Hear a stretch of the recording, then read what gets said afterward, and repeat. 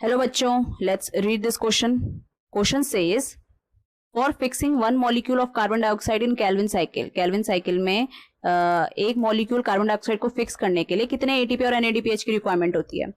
3 ATP 3 NADPH, 3 ATP 2 NADPH, 2 ATP 3 NADPH या फिर 3 ATP 1 NADPH. तो हम पहले इसका की कॉन्सेप्ट देखेंगे. की कॉन्सेप्ट इज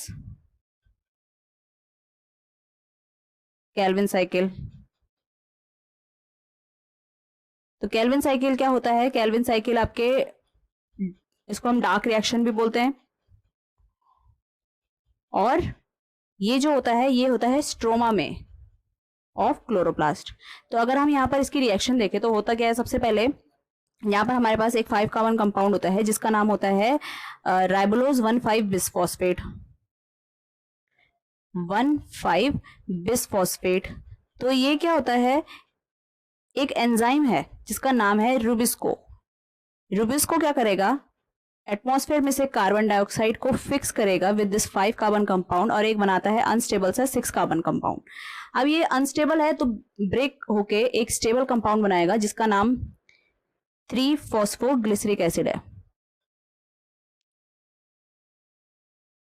अब ये जो पहला स्टेबल मॉलिक्यूल बना है वो क्या है, 3 कार्बन कंपाउंड है. It is a 3 carbon compound. तो इसलिए हम इसको केल्विन साइकिल को C3 साइकिल भी बोलते हैं. तो यहाँ पर हमारे पास ये 6 कार्बन है तो 2 मॉलिक्यूल्स बन जाएंगे इसके 3-फॉस्फोग्लिसरिक एसिड के. अब ये एसिड है तो एसिड को एल्डिहाइड में चेंज करने के लिए हमें क्या करना पड़ेगा, रिडक्शन करना पड़ेगा. तो ये रिडक्शन होके यहाँ पर हमारे पास क्या बन जाएगा, ग्लिसर एल्डिहाइड 3-फॉस्फेट. अब ये ग्लिसरल्डिहाइड 3-फॉस्फेट जो है यहां पर वापस से, क्योंकि ये साइकिल है तो वापस से ये राइबोलोज 1,5 बिसफॉस्फेट बना देगा.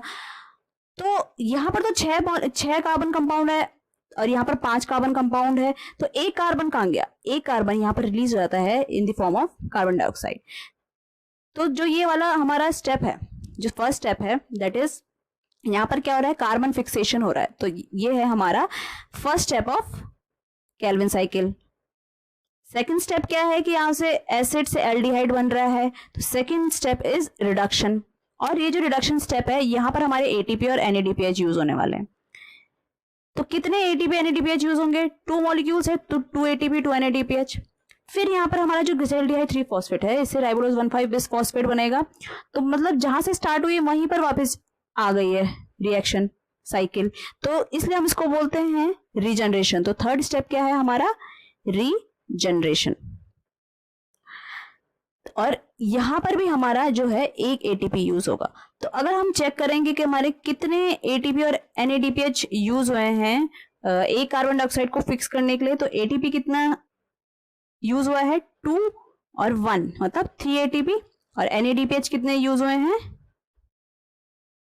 सिर्फ एक जगह यूज हुआ है, दैट इज 2 एनएडीपीएच. तो कितने हो गए, 3 ATP and 2 NADPH. So correct answer is option B.